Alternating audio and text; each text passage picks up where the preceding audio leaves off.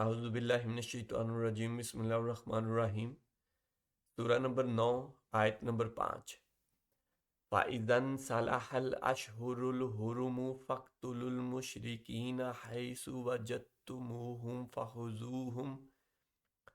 فَخُذُوهُمْ وَاحْصُرُوهُمْ وَاقْعُدُوا لَهُمْ كُلَّ مَرْصَدٍ فَإِن تَابُوا وَأَقَامُوا الصَّلَاةَ وَآتَوُا الزَّكَاةَ فَخَلُّوا سَبِيلَهُمْ إِنَّ اللَّهَ غَفُورٌ رَحِيمٌ۔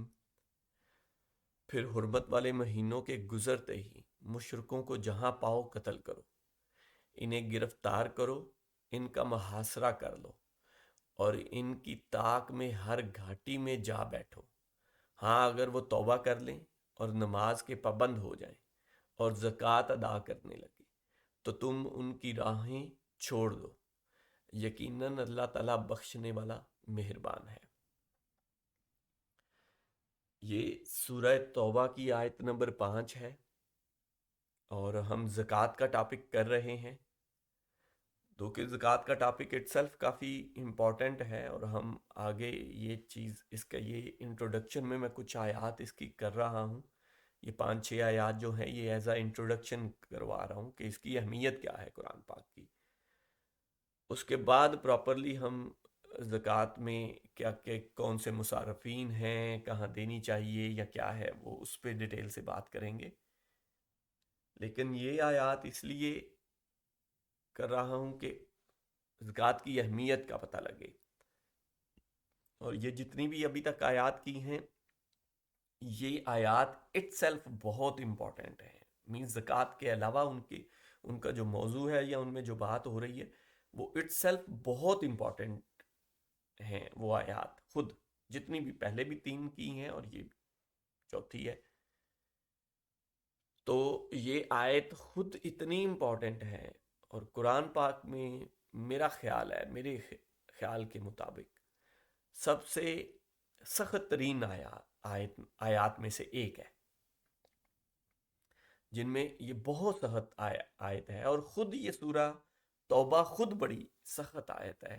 اس کو عذاب کی سورہ کہا جاتا ہے، اسی وجہ سے صرف یہ ایک سورہ ہے جس پہ بسم اللہ الرحمن الرحیم نہیں ہے۔ باقی 113 سورہ میں قرآن پاک کی اوپر بسم اللہ الرحمن الرحیم سے سٹارٹ ہوتی ہیں وہ، لیکن یہ سورہ کیونکہ عذاب کی سورہ ہے اور اس لیے بسم اللہ الرحمن الرحیم سے سٹارٹ نہیں ہوتی۔ اور بسم اللہ الرحمن الرحیم کا مطلب کیا ہے؟ اللہ کے نام سے شروع کرتا ہوں جو رحمان اور رحیم ہے۔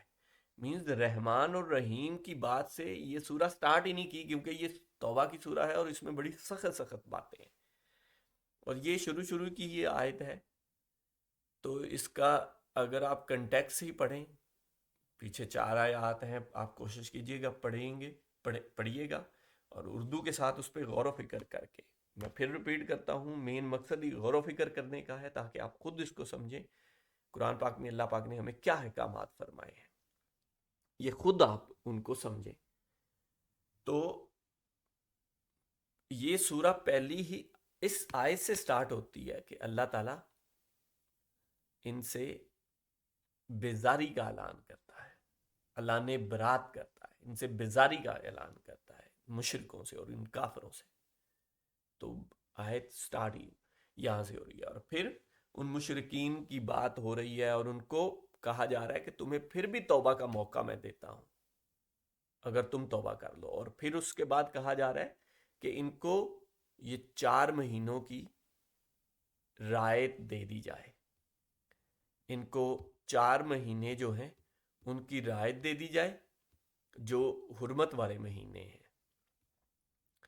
تو ان مہینوں کی مہلت دینے کے بعد اگلی یہ آیت ہے، کیا کہا جا رہا ہے اس آیت میں؟ شروع سے پڑھتے ہیں۔ پھر حرمت والے مہینوں کے گزرتے ہی، مطلب وہ جو 4 مہینوں کی مہلت دی جا رہی ہے تو ان کے گزرتے ہی، اور حج کا مہینہ گزرتے ہی مشرکوں کو جہاں پاؤ قتل کرو۔ اب دیکھیں کتنی سخت آیت ہے کہ مشرکوں کو جہاں پاؤ قتل کر دو۔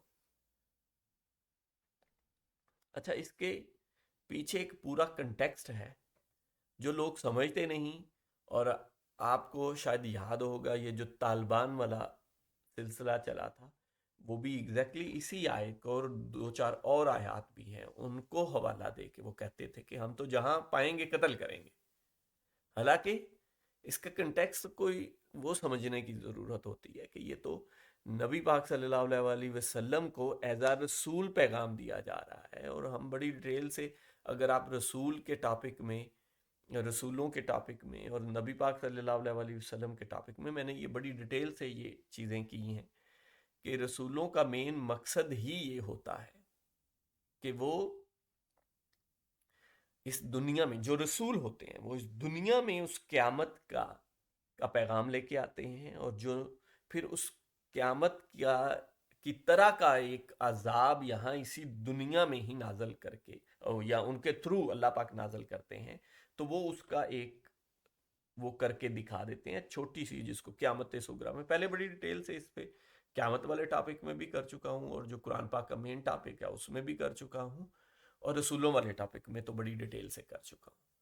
تو وہ ایک کنٹیکس ہے کہ اس کنٹیکس میں پھر وہ ان رسولوں کے تھرو اس قوم پہ عذاب دیا جاتا ہے. اور نبی پاک صلی اللہ علیہ وسلم کو اللہ پاک نے فرمایا کہ ہم خود بھی ان کو عذاب دے سکتے ہیں لیکن ہم تم سب کو دونوں کو آزمانا چاہتے ہیں اور تمہارے ہاتھ سے ان پہ عذاب لانا چاہتے ہیں. تو اسی لیے وہ پھر جنگوں کے تھرو اور جو فتح مکہ ہے اس میں فائنل مارکے کے تھرو وہ عذاب ان پہ آیا.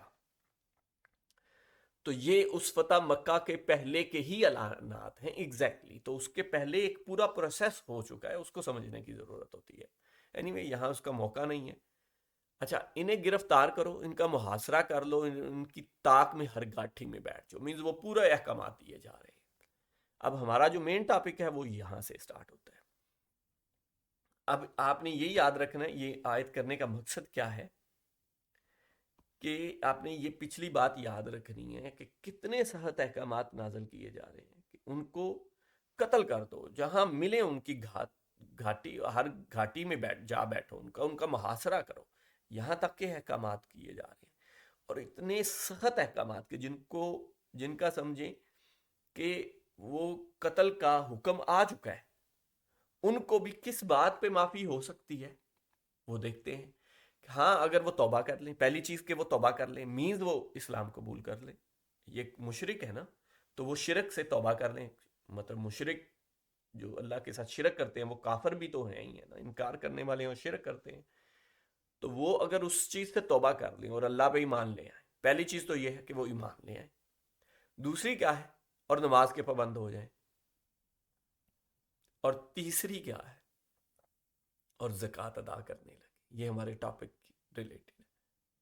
تو تم ان کی راہیں چھوڑ دو مینز پھر تم ان کو ہاتھ بھی نہیں لگا سکتے. راہیں چھوڑنے کا کیا مطلب ہوتا ہے کہ پھر تم ان کو یہ بھی نہیں کہہ سکتے. ایون آگے جا کے ڈیٹیل میں یا کہیں اور یہ بھی فرمایا کہ وہ تمہارے برابر کے مسلمان ہو جائیں گے. یہ بھی نہیں ہے کہ ان کو تانے ملیں گے کہ تمہیں تو اس طرح کے عذاب سے جان چھوٹی ہے تمہاری. نہیں وہ تمہارے جیسے ہو جائیں گے مسلمان. ان کی توبہ قبول کر لی جائے گی اور ان کے پچھلے گناہ معاف کر دیے جائیں گے. تو یہاں اس آیت کرنے کا مین پرپز یہ ہے کہ اس حالت تک قتل کرنے کا حکم آ چکا ہے تو ان کی بھی جان کس چیز سے مینز سب سے ضروری چیزیں یہاں وہ بتائی جا رہی ہیں کہ یہ جو منیمم چیزیں ہیں اور جو سب سے ضروری چیزیں ہیں وہ یہ ہے ایمان نماز اور زکوٰۃ.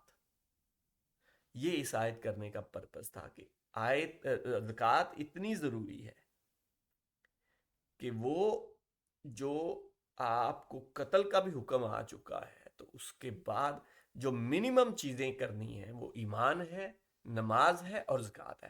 ہم 5 جو قرآن ہمارے دین کے جو 5 ستون ہیں یا 5 پلرز آف اسلام ہیں وہ تو ہمیں پتہ ہی ہیں. وہ ایمان ہے نماز زکوٰۃ روزہ اور حج. یہاں پہ روزہ اور حج کو بھی سیکنڈ پوزیشن دی جا رہی ہے اور ان پہلی 3 چیزوں کو پہلی پوزیشن دی جا رہی ہے کہ یہ وہ منیمم چیزیں ہیں جو کوئی مسلمان کرے گا تو اس کو اس کی جان بخشی ہو جائے گی۔ یہ ضروری وہ چیزیں ہیں جو ہر مسلمان نے کرنی ہے۔ ہاں، وہ روزے کی کوئی عذر پیش کر سکتا ہے، نماز کی کوئی عذر نہیں ہے۔ نماز تو کہا ہے کہ کھڑے ہو کے نہیں تو بیٹھ کے نہیں تو لیٹ کے نہیں تو اشارے سے پڑھنی ضرورت، جیسے ہو سکتا ہے پڑھو۔ ایون وہ جو کہا گیا کہ تم کسی رستے میں ہو یا کسی جگہ پہ ہو، کسی پریشانی میں ہو، تو کسی سواری پہ ہو، تو جیسے ہو سکتا ہے ویسے پڑھ لو، مینز اس کی رخصت نہیں ہے۔ اور زکوٰۃ تو آپ اگر کمائی کرنے والے ہیں، کمائی کرتے ہیں، تو وہ تو پھر ہی ہوگی نا۔ اگر آپ کمائی تبھی کرتے ہیں نا جب آپ ٹھیک ہوں، تندرست ہوں، یا آپ کا کوئی اور روزگار ہو، یا آپ کی کہیں انویسٹمنٹ ہو، تو آپ کے پاس پیسے ہوں، اس پہ کمائی آتی ہے، یا اس میں آپ کے ایسٹس ہوتے ہیں، تو زکوٰۃ تو ان پہ ہی ہے، اس کی بھی کوئی چھوٹ نہیں ہے۔ نماز، ایمان، پہلی شرط تو ایمان ہے، ایمان سے تو داخل ہوگا نا وہ، لیکن کام کرنے والے دو ہی ہیں، نماز اور زکوٰۃ، یہ دو کام ضروری ہے۔ روزے کی عذر پیش کی جا سکتی ہے، اور حج تو ویسے ہی فرض، اس طرح فرض ہی نہیں ہے، وہ تو فرض ہے زندگی میں ایک بار، وہ بھی آپ کے پاس اتنی توفیق ہو، اس کی کافی ساری شرائط ہے، وہ اگر ہو تو پھر ہے۔ تو یہ چیز آیت کرنے کا پرپز یہ تھا کہ جان بخشی بھی ان تین چیزوں کو منیمم چیزیں ہیں جو ضروری ہیں۔ زکوٰۃ کی اتنی امپورٹنس اور اتنی اہمیت ہے۔ اور آخری حصہ اس آیت کا، اللہ تعالیٰ بخشنے والا، یقیناً اللہ تعالیٰ بخشنے والا مہربان ہے۔ تو یہاں پہ جو توبہ، یہ دیکھیں یہاں پہ مہربان اور بخشنے والا ورڈ ان کے لیے یوز ہوا جو توبہ کر لیں اور ایمان لے آئیں، اور پھر نماز اور زکوٰۃ ادا کرنے لگے، تو ان کے لیے پھر توبہ کی بھی چیز آ گئی، اور بخشش بھی آ گئی، اور مہربانی بھی، رحم بھی آ گیا۔ تو آپ اس کو ضرور غور و فکر کیجیے گا، اس سے آگے بھی کنٹینیو کیجیے گا، آگے بڑی امپورٹنٹ آیات ہیں، اور پیچھے بھی، تو ان کو اپنی زبان میں، اردو میں سمجھیں، غور و فکر کریں۔ جزاک اللہ خیر۔